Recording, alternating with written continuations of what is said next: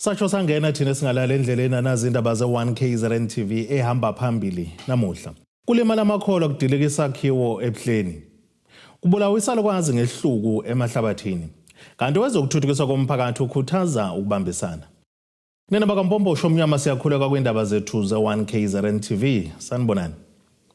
Kulimala abantu ababalelwa ngaphezulu kweshumi ngesikhathi kudilika isakhiwo kebandla amaNazaretha aseBhleni eNandi eThekwini KwaZulu-Natal namuhla. Ngesikhathi ke sokubika lolu daba emoyeni bebeyisikhombisa bebekade besatakula bevaleleke ngaphakathi kulesi sakhiwo esibhidlikile. At approximately 11:45 midday, ALS paramedics were notified of a structural collapse at the Nazareth Church in the Nanda area north of Durban. When we arrived on scene, we were shown to an area where a retaining wall was being built to hold up soft sand which had collapsed. 8 people were transported prior to our arrival. It is unconfirmed, but it is alleged that 6 have sustained moderate injuries and 2 have sustained critical injuries. It is unconfirmed whether or not there are any other individuals underneath the rubble, as no one can confirm how many people were on the site when the structure collapsed. Usakhungathekile ke namanje umndeni wakaMgabhe esigodini saso-Odizima kuWard 5 Olunde enyakatho KwaZulu-Natal ngemuva ukuthi ke kudutshwe kwabulawa isagugu eseneminyaka ngaphezulu kwama-80 obudala ngabantu abangaziwa. Lesi sigameko sishiye kunokukhathazeka okukhulu njengoba lesi sigameko sokuyesesithathu esenzekayo kodwa kungaboshwa umuntu kule ndawo. Kuthiwa ugogo uMpathoni Mgabhi udutshelwe wabulawa esemzini wakhe ngesikhathi zehora lesithupha ntambama ngomgqibelo. Abasolwa kuthiwa bafike bamdubula ngaphambi kokubaleka kanti imbangela yolukhu bulala ayikaziwa. Maze landela ke ingane yami kwenzekeni. Cha, ugogo besehleli phansi elungela ukulala. Kwase kunokha abantu eminyango. Qala izivalo sathi xukuxuku. Kusho kungavuleki. Ebese beyanqonqoza. Ebese buza ugogo ngubani lo? Kulo muntu ebeseyibiza ngegama lengane yala ekhaya. Lapha komunye umuzi womfowethu futhi nawo. Hayi nginguzama. Ujuma kuthi ngokwazi lo uzama ngwala ekhaya. Hayivula ngane. Isukuma ingane ivula. Mayivula bathatha ingane bayiphose lapha. Ebebe mngena ngenhlamvu njalo. Okudida kakhulu ukuthi ngaphambi kwalesi sigameko kwike kwasha indlu kagogo abejwayele ukulala kuyo. Emva kwesithuku ezimbalwa nje kwase kwenzeka lesi sigameko sokudutshula kwakhe ebulawe okushiyeka umndeni nomphakathi benembuzo eminingi ngokuthi ngabe lezi zigameko ehlobene yini. Last week before kwenzeke lokho kuqhamukile ngabe khona endlini kaMamkhulu. Sayitshena ukuthi ikhandlela. Kodwa siyabuka ukuthi ke bekuyikho ukuthi kuzobika khona lokho esekwehlela uMamkhulu ngoba angisuku ngoba ngithi last week this Sunday kudushula uMamkhulu. Umndeni wakaMgabhi uthi usashaqekile futhi udidekile ngokubulawa kagogo bethi ke umuntu omdala onokuthula futhi bebengazi ukuthi unezithambo. Ubekhuluma ini nobani, ubephambene nobani? Bafowethu ngabe ngiqambela ama. Khona sibhlungu kakhulu. Ukuthi mangabe kukhona benecala naye, lo muntu uzela unezingane la ekhaya. Ube ngakhulumeni uthi cha, umama wona uyangikweleta. Akhokhelele yonto akweletwa yona. Kunoma beze bembulala. Baphinde banxusa amaphoyisa ukuthi aqinise uphenyo ukuze kuboshwe abenzi baleli cala njengoba besabela ukuthi ukuqhubeka kwalezi zigameko ngaphandle kokuboshwa kwabasolwa kungadala ke ukwesaba okukhulu emphakathini. Besifisa ukuthi sengathi namaphoyisa engenza uphenyo olunzulu bebanjwe abenzi bobubi. Even elokhu ngala nje ne-mobile police station iyinto edingakalayo la ngoba iziyanda igameko zokubulawa kwabantu besifazane ngesibhamu. Lesi sigameko sixakwe kakhulu ke lo nguSeptsobo weqembu le-NFP esifundeni saseZululand uSiphamandla Ntombela. ube secela amalungu phakathi kwesebenzisana namaphoyisa ngokubika noma yiluphi ulwazi olungaholeli kubushoni kwabasolwa noma bexwayise ngabo bonke abantu ababonakala benokungabazeka kulezi zigameko. Utheke ukubambisana komphakathi nesiphathimandla kubalulekile ukuze kuqedwe ubugebengu obuqhubeka nokwesabisa izakhamuzi. Amaphoyisa asolunde Mahlabathini Zululand ayasebenza ngendlela eyisimanga. Kodwa afiphaliswa ukuthi mina ngiyina information ephathekayo ngoba phela akusuka abantu eGoli bezolwa eMahlabathini. Silwa sodwa la eMahlabathini. Asiwanikeze amaphoyisa ubufakazi ophathekayo nokuthi asiwanikeze amaphoyisa aseMahlabathini uLunde eZululand ukuthi kahle kahle lento yaqala kwabani ngoba uthi uyayilandela nawe ngesimo sokuthandaza uthola ukuthi yimpi nje yaqala khona la okulula ukuthi ilungiseke uma amaphoyisa enganikezwe kuyikhona khona. Estabeni ze1 KZN TV ngingusamkeliswe Nqulunga ngisondini. Ngqongqoshe zokuthuthuswa komphakathi kwaZulu-Natal uMbali Shinga uthi kubalekile ukuthi umnyango wakhe ubambisana kanye nomphakathi ukuze uphendule kangcono kwidingo zawo uma ngabe kusuthula kesabelo mali. Usho kanjena kulandela ukuthi ebenomhlangano okubonisana nomphakathi ngaphansi kwamasipala wesifunda eZululand nalapho eveze khona ukuthi kumele umphakathi ubeke ingxenye indaba zomnyango wakhe ukuze uqonde indlela osebenza ngayo.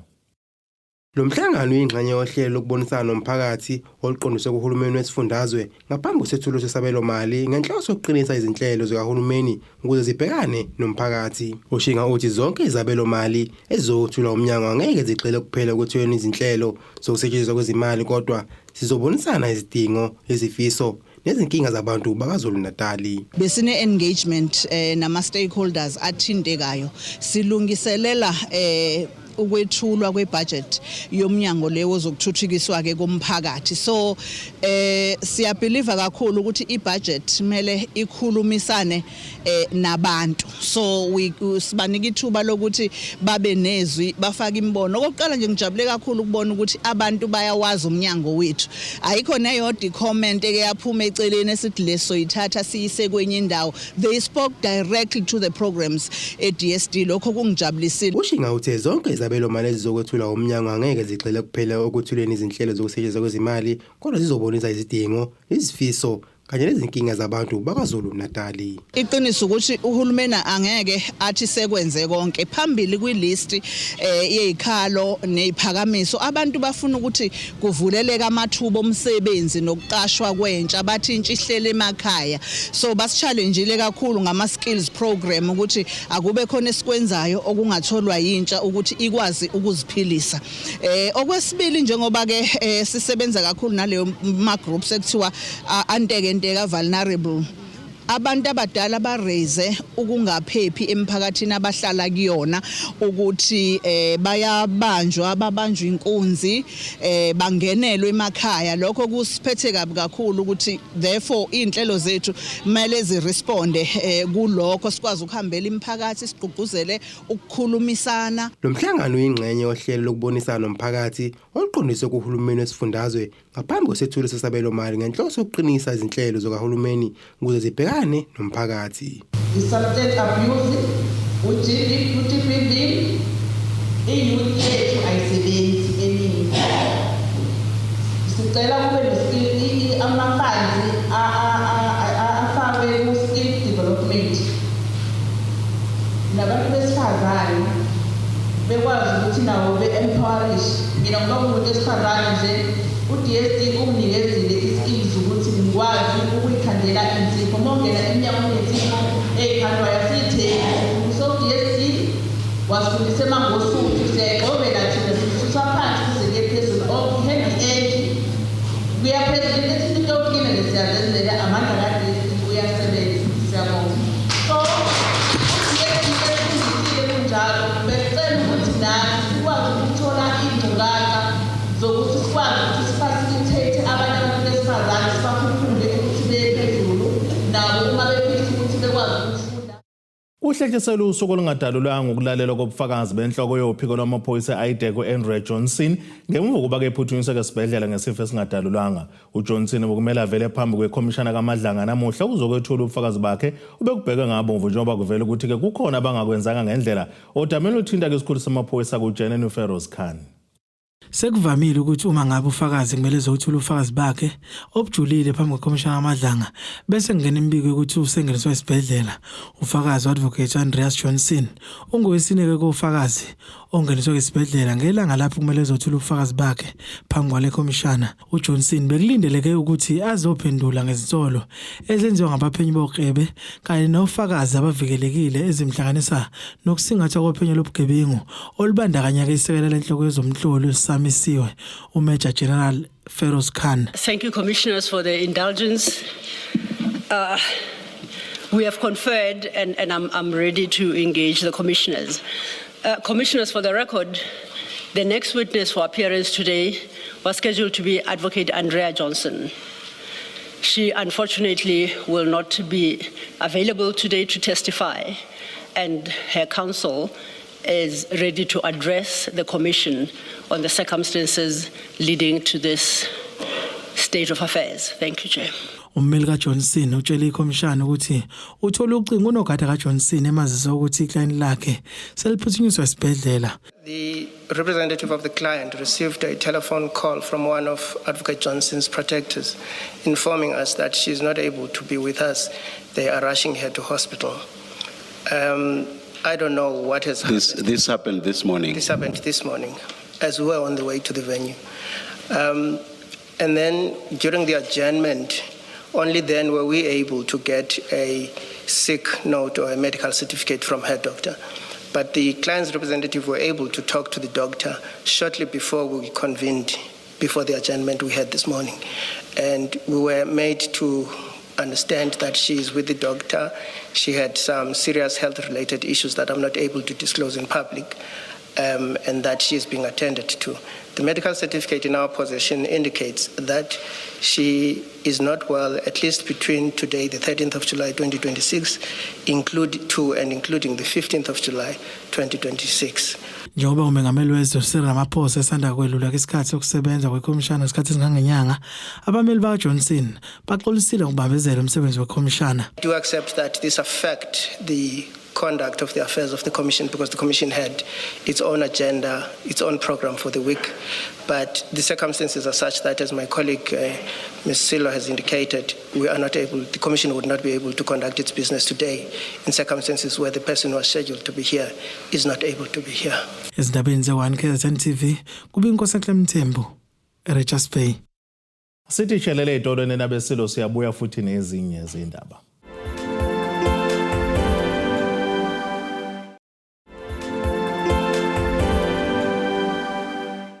Asibonge siphinde sanamukele futhi kwindaba zethu ze1KZN TV. Nazo kwizona ehamba phambili namuhla. Kulimala amakholwa kudilika isakhiwo eBhleni. Kubulawisana kwazi ngehluku emahlabathini. Kanti wezokuthuthukiswa komphakathi ukhuthaza ukubambisana. Imeka kamasipala waseMngeni kwaZulu Natal uChris Pappas uthi lo masipala usuphenduka isibani sethemba ngenxa yokushintsha impilo yomphakathi. Ekhuluma ke neziko lendaba imeka lo masipala waseMngeni uChris Pappas ekhuluma ke empophomeni ngenkathi emenyezela njengozofolosa ngaye kwiDA kwesobmeya uveza ukuthi ngenkathi bengena kulo masipala ngonyaka u2021 baningi abantu ababekade bebangabaza. Kuphelile ukuqagula ukuthi iqembu leDemocratic Alliance lizofolosa ngobani kwesobmeya ngaphansi kamasipala uMngeni njoba lethule uChris Pappas ovele uyimeya kulo masipala njengamanje. uPappas uveza ukuthi lo masipala ususebalezweni kusukela bawuthatha. You chose good governance over corruption, and because of that decision our municipality has become a beacon of hope throughout South Africa. Siyisibani sethemba iSouth Africa iyonke. A municipality that once again people believe that government can work. But this story did not begin in 2021. We stand on the foundations of those who came before us. People like Greg Crumbrock, who spent years building the Democratic Alliance in Umngeni. People like Ntlalayen Zandlov, Noom Lotshwa, Thembi Cele, John Lewis, and many others who sacrificed time, energy, and their lives so that a municipality, our people, could have a government that cares. Khuluma namalunga aleli qembu ngenkathi kunomcimbi ePophomeni uPhaphasi uveze ukuthi baningi abebangabaza ngenkathi bethatha izintambo zokhola lo masipala. We took office in 2021. Many said it could not be done. They said a young mayor and a young deputy mayor will certainly fail. They said our council would collapse, and they said our institution was too broken to fix. Some people doubted us. Babengabaza. Abanye bebesihleka. Abanye bebilindela ukuthi sihluleke. Sithini kubona namhlanje. Kanti uphinde waveza ukuthi kuningi abasekwenzile kulomphakathi kusukela bangena ngonyaka 2021. Abanye bakhankasa ngamanga, abanye bakhankasa ngokuxolisa. Thina sizokhankasa ngokutshengisa abantu ukuthi uhulumeni uyabasebenzela abantu. We promised transparent and responsive government. We paid off an 11 million rand loan, we set up WhatsApp lines, toll-free lines, and we set up Kulumanati programs. We made EPWP fair and transparent. Sithekubona ukuthi sizovala impompi ngeke nisaqasha abangani benu. Namhlanje bonke abantu bayawathola amathuba emngeni. Iqembu le-DA lo masipala lawuhlwitha eqenjini kaKhongolose kanti kubheke ukuthi kubonakala uKhongolose ngabe uzokwazi yini ukubuyisa. Izindabeni ze-1 KZN TV bikuthi abantu maphumulo eMpophomeni. Usizi izaguga zakwa 6 ngaphansi kwamasipala umzumbe ehlokozi kaNgwenda zimbela kimsele ukufaka amapayipi ukuthi ke zidonsa amanzi. Omunye asebekhulile uSipho Dlamini uthi babanga amanzi omfula nezulwane njengoba amaloli amanzi efika kanye ngenyanga. Uthi umasipala soGwini njengoba uletha amaloli kanye ngenyanga uchaza ukuthi bona baphuza kanye amanzi ngenyanga. Usizi izaguga zimba imisele yokufaka amapayipi ukuze bakwazi ukudonsa amanzi. Lo mphakathi wakwa 6 ngaphansi kwamasipala umzumbe ehlokozi kaNgwenda uthi uphoqeleka ukuvuka insuku zonke uzomba njengoba bekha amanzi omfula abawubanga nezinkomo. Lo mphakathi uthi seloku kwangena uhulumeni wentando yeningi abakazi babe nompompi emakhaya. Amanzi siyawadinga kakhulu kule ndawo yethu. Ongangokuthi njengoba nje kudlula iVatican manje yagcina ngaliyanyanga la iVatican. Ngisase kudlula amasonto amangakhe manje. Amanzi sidla lawo siwabanga lenkomo esidakeni. Njengoba manje sizamela ukuthi ke amanzi awasondela iduzane kwethu singawabangi nenkomo nembongolo namahashi. Uthi nzima njengoba ziningi izifo. Kunzima ngoba manje amanzi mangabe niwadla nezilwane izilwane zinokufakwazi ukuthile. Kade silapha amatshele khona manje bezosiza beze ababhekelele ezemfuyo. Manje la amanzi uthi siyawadla ngoba awekho phela amanye amanzi siwathatha apha manje ngoba kusho ukuthi lo masipala wethu osiphethe wasokho uthi siphuza kanye amanzi ngenyanga. Elinye ilunga lomphakathi lithi ikhansela la ku-Ward 6 ilona elanikeza umphakathi amapayipi lathi awuzimbele. But mangiza umphakathi kubonakala sengathi ukhansela ufike wanikeza ipayipi wathi bona sebengazimbela ke umgodi ukuze bakwazi ukuthi kutholakala amanzi. Leyo into ke isenza sikhathaze kanjani umphakathi ngoba lapho ufika abantu abadala asebekhulile abahola impesheni bayazimbela. Uthi uma ungayanga komba ukhokhiswa 100 ngosuku. And uma ungayanga komba uyakhokha 100 rand ngosuku. Kwenzakalani ke uma awunawo 100 rand futhi awuzoba nawo amanzi ube nepheni ukuthi amanzi awunawo ube nepheni futhi ukuthi awunayo imali yokhokha. If futhi la emdaweni esikuyona uma kubonakala futhi wena lokhu bakhiphile futhi 100 rand leyo nto invite nazo igebendi ukuthi zazi ukuthi kabani ikhona imali. Elinye ilunga lomphakathi lithi babuza ukuthi njengoba belethelwa amapayipi bangazimbela yini. Asho badaya inxele amapayipi sifike sawabeka lapha kwakho amapayipi. Ngase ngibuza ke mina ukuthi awu bafowethu nezinto emnandi esebesivile sifuna. Mhlambe ngenzeka mhlambe ukuthi mhlambe ningasimbela umsele noma mhlambe sizimbele. Abamasipala badaya thina sinika ipayipi nenzobona nenzenjani noma niyanibhela sinika ipayipi. Ngase ngithi mina izandla zedlula ikhanda sibonga lokho nje senikwenza nezinto enkulu. Nezinto enkulu ukumbela umsele angeke uhlule somphakathi. Uthi bafisa ukunikelelwa ngamanye amapayipi. mangenzeka izifiso zethu zithi sikulindele ukuthi siphiwe amapayipi somphakathi azikhave lezi ndawo eziwu3 lezi ezingenayo ezingena emphakathini. Imizamo yokuthola izimpendulo kumasipala uku imiyaleza ayizange iphendulwe.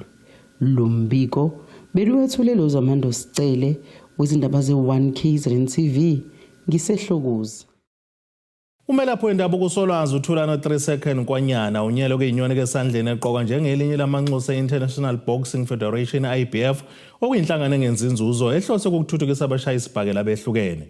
Ekhuluma ke neziko leindaba le1KZN TV uZikode uthi njengenxusa elisho seqalile ukuhlela izimpi ezoqhakambisa isilo kanjalo nesifundazwe saKwaZulu Natal. Unyelwe inyoni esandleni udokotela u3 seconds usemenyezelwe njengenxusa le-International Boxing Federation. Inhlangano yesibhakela baza abantu ukuthi leli gama lami kuthiwa u3 second igama leli ngithole esibhakeleni. So inhlangano maye ibhekile yabuka ukuthi izinga lesibhakela liyehla specially lapha eNakazulu nalapha nje South Africa.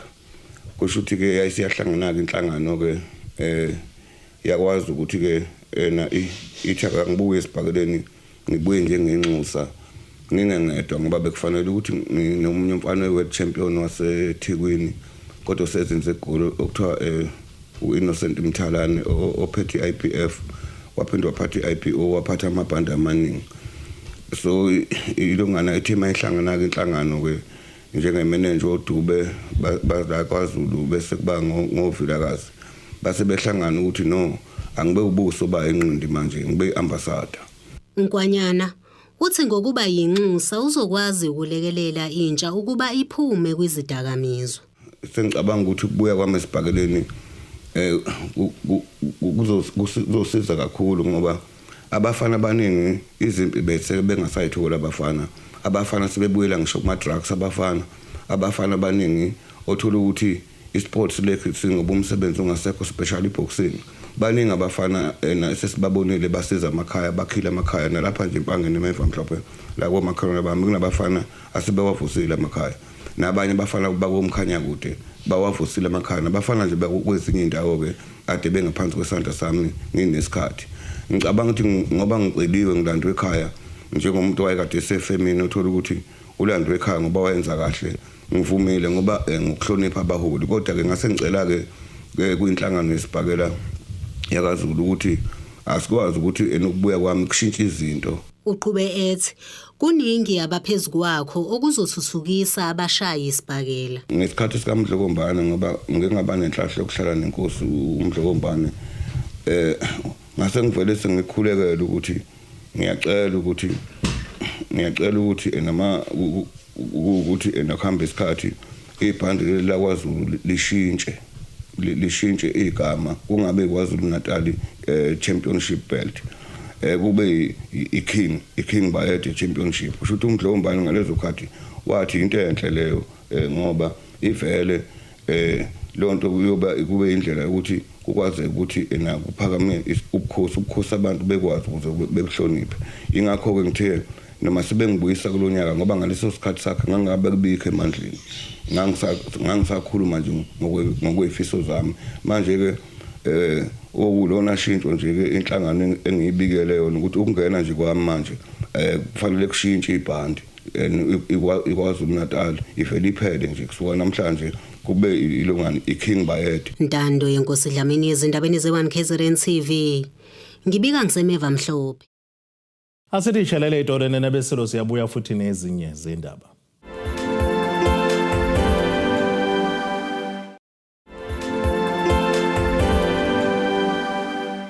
Asibonga siphinde sinamukele futhi kwindaba zethu ze1KZN TV nazo ke izona ehamba phambili namuhla. Kulimala amakholwa kudilika isakhiwo eBhleni. Kubulawisa lokwazi ngehluku emahlabathini. Kanti wezokuthuthukiswa komphakathi ukhuthaza ukubambisana.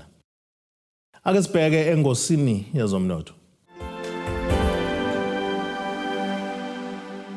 Iranda kuleli ngu-16.40 kwidola laseMelika libe ngu-21.94 maqhathaniswa nopondo waseBrithani libe ngu-18.70 kwi-euro yase-Europe. Intengo yegolide yona ngu-$4,052.30 ounce bese uthi intengo yalo ngahluziwe ibe ngu-$76.01 umphongolo. Ake sibheke engosini yezemidlalo.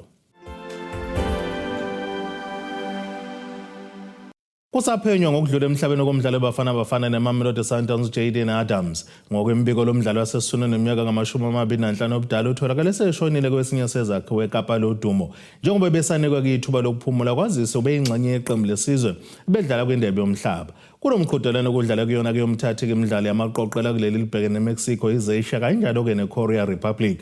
Akangenanga kwe-last 32 lapho bafana ekhishwe khona ngeCanada ngegoli ke elilodwa eqandini.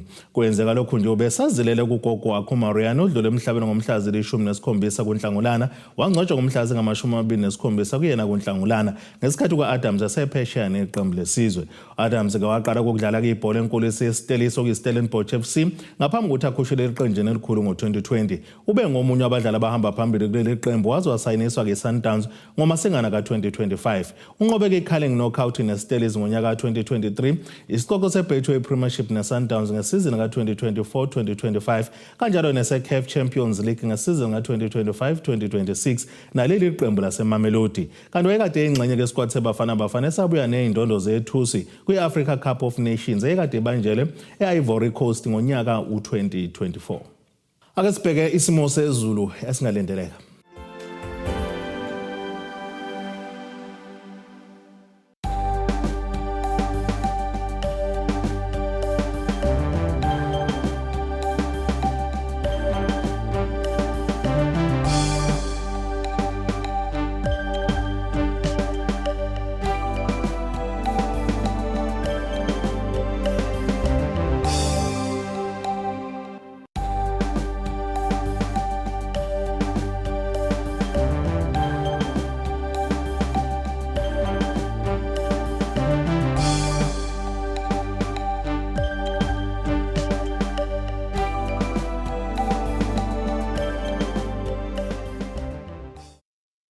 Zingakho nabesile besiniphathele zona namuhla nithamele na kanjani ezilandelayo ngokuzayo. Abethuli bethu bezindaba baxhaswe iTulis Bayview Bridal. Ungabashayela kulezi zinombolo ezivelile.